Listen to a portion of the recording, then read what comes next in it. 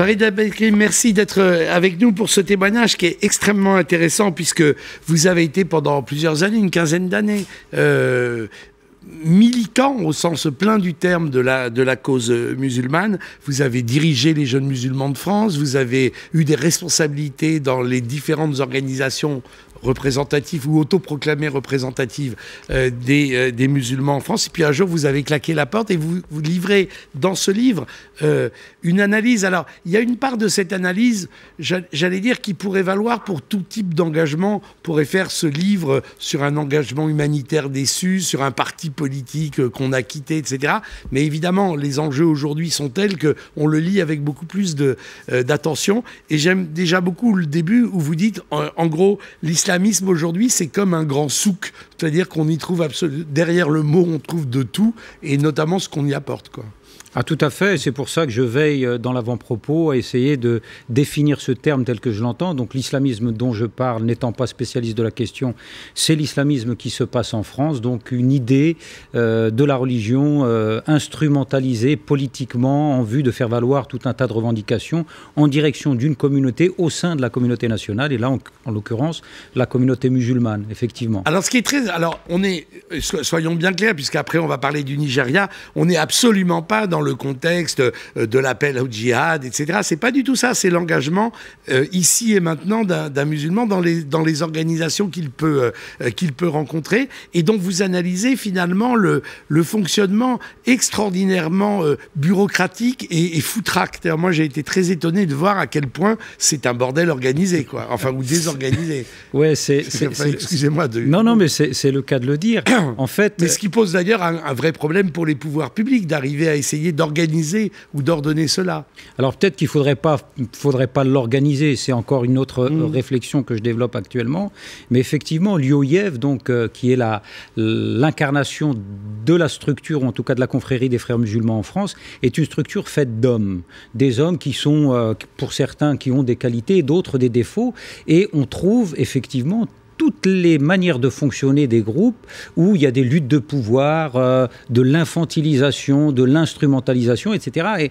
Et je me suis rendu compte, pour moi, qui au départ était en quête de sens, je me suis rendu compte que vouloir servir Dieu s'est transformé très très vite en un individu qui cherchait à se servir de lui. Vouloir servir les hommes, ben non, c'était se servir des hommes. Et c'est après 15 années au sein de la structure des frères musulmans où effectivement, après tout un parcours, que je décide de quitter le mouvement parce que je trouve que je me suis trompé, je le dis, je l'admets, je le reconnais, l'islamisme ne peut pas et ne doit pas être l'islam. Alors, il y a quelque chose, je disais, qui est comparable à d'autres témoignages qu'on a eus d'anciens militants communistes de la grande époque, c'est que quand vous faites entendre vos critiques, du moment que c'est à l'intérieur, ça va, mais du genre, on lave son linge sale en famille, mais surtout pas au dehors. Sauf que quand on les fait à l'intérieur, ça sert à rien, et dès qu'on les fait au dehors, on est un traître. Dès qu'on les fait au dehors, au regard de certains, effectivement, surtout ceux qui ont peur pour leur pouvoir, leur petit pouvoir, on devient très vite un traître, mais pas juste un traître à la cause islamiste, pour certains même à la cause musulmane. Et on a effectivement une reprise des grandes traditions comme cela, où un individu qui décide un jour, parce qu'il veut rester attaché à son idéal de départ, dire ce qu'il pense être vrai, tant que c'est à huis clos, tout va bien, allez-y, il n'y a pas de problème. Et puis, dès qu'on commence à dire, je vais commencer à balancer quelques dossiers quand même à l'extérieur, ça va peut-être vous faire du bien, là on dit, ne fais pas ça, sinon on va te pointer du doigt. Et il y a ce que j'appelle dans le livre une pratique très très connue, c'est celle de la disqualification.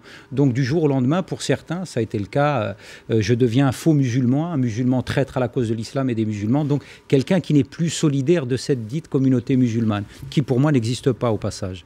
Mais alors c'est justement le problème, c'est qu'on passe son temps à en parler comme d'une entité dont on souhaiterait qu'elle soit plus homogène, etc. Mais vous montrez bien que non. Non seulement je montre que non, et j'espère que ça va durer comme ça, parce que il me semble qu'aujourd'hui c'est une erreur de vouloir travailler sur cette idée de la représentation des musulmans dans ce pays. Moi, je pense qu'à la place de la représentativité, il devrait être mis en avant cette notion de service en direction des fidèles. Donc, couper cette course à la représentation en direction des pouvoirs politiques. Parce que, comme je l'ai dit tout à l'heure, je ne reconnais, moi, aujourd'hui, qu'une seule communauté, c'est la communauté nationale. Ceux qui me représentent en France, c'est le Parlement, donc nos députés.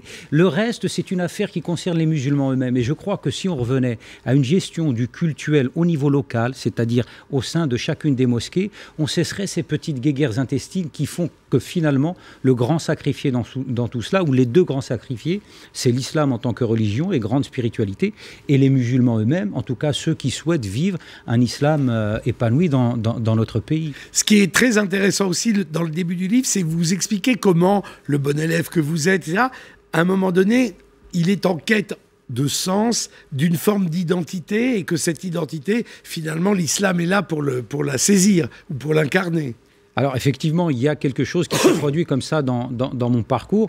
Moi, je suis né en France de parents algériens qui, eux, ont très bien vécu leur intégration en France. Et jusqu'au collège, je côtoyais Christophe, Thierry, Olivier, et je me sentais français quand j'étais en France. Et quand mes parents m'emmenaient en Algérie, j'étais algérien. Et je vivais ça comme une belle richesse, quelque chose de complémentaire. Et puis, j'arrive en 6e, et là, il y a tout un bins qui se met en place, et je commence à me poser des questions, et je commence à faire des comparaisons. Mais pourquoi? C'est quoi ce bins? Alors, c'est la concentration de gens issus de l'immigration dans un même endroit. Plus on va être nombreux, et plus ça va poser problème. Mais je me suis mis à comparer et me dire je ressemble plus à Mohamed qu'à Thierry. Et c'est là où le problème commence. C'est-à-dire on se construit un monde binaire où il y a nous, évidemment, les seuls, et les autres, eux. C'est comme ça que je les appelle dans le livre. Et puis, il y a la mort de Redouane, qui fait qu'à un moment donné, après s'être fait tuer d'une balle en plein cœur par un gendarme auxiliaire, moi, m'interpelle en me disant « mais c'est la France qui a fait ça ».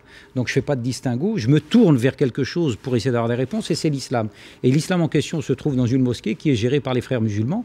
Et comme je le dis souvent, démarrer un cheminement spirituel ne veut pas dire être arrivé. Et moi, je me suis rendu compte très tôt qu'il n'y avait aucune substance spirituelle dans mon cheminement. Donc, il a bien fallu que je mette quelque chose là-dedans. Et j'y ai mis la guerre d'Algérie, la colonisation, le racisme, la discrimination, la mort de Redouane. C'était votre souk à vous, alors. C'était mon souk à moi, et c'est comme ça que j'ai pu tenir le coup un certain temps, et c'est comme ça que je suis devenu militant, et c'est une très très mauvaise approche de la religion en réalité. Mais alors le problème, c'est aussi cette sorte de porosité permanente particulière à l'islam. Ça l'a été pour la religion catholique naguère, mais ça l'est plus, en tout cas pas sous nos latitudes. Porosité entre la dimension politique et la dimension spirituelle. Alors, c'est parce qu'il y a eu à un moment donné, effectivement, ce discours qui constituait à présenter l'islam comme globalisant sans prendre en considération les nouveaux contextes qui se présentent à cette religion. Et là, en l'occurrence, on est dans un contexte républicain, laïque, qu'il faudrait prendre en considération. Et quand je dis qu'il faudrait le prendre en considération, ce devrait être le rôle des imams et des penseurs et des intellectuels musulmans que de faire entendre de manière très audible et très intelligible aux musulmans qu'on n'en est plus à cette époque où effectivement on pourrait se croire dans une société musulmane et donc tout penser au travers du prisme de la religion. On est dans un pays qui pose des questions à l'islam, et c'est une bonne chose. Donc, l'islam est-il universel? Est-il capable de penser son installation pérenne, sereine dans un pays comme la France? C'est aux musulmans de répondre à cette question en réalité. Et aujourd'hui, force est de reconnaître que les réponses sont très, très, très timides. Vous citez avec gourmandise le titre d'un livre qui s'appelle « L'islam entre l'ignorance de ses enfants et l'incapacité d'y remédier de ses savants ». Ben, on n'est pas rendu si ce livre résume le constat. Non, on n'est pas rendu, mais en même temps, je voudrais apporter une pointe d'optimisme. C'est pas pour faire bien ou pour faire dans l'air du temps. Je pense que c'est important aujourd'hui de prendre en considération et de percevoir les mutations et ce qui se passe au sein des communautés musulmanes dans notre pays. Il y a beaucoup de débats en réalité. Beaucoup de gens posent des questions, beaucoup de gens n'y arrivent pas. Beaucoup de gens ne comprennent pas comment ils n'arrivent pas à être croyants simplement dans un pays qui s'appelle la France. Pourquoi cette incompatibilité? Et surtout quand il y en a qui sont en train d'entretenir l'idée que ça ne marchera jamais.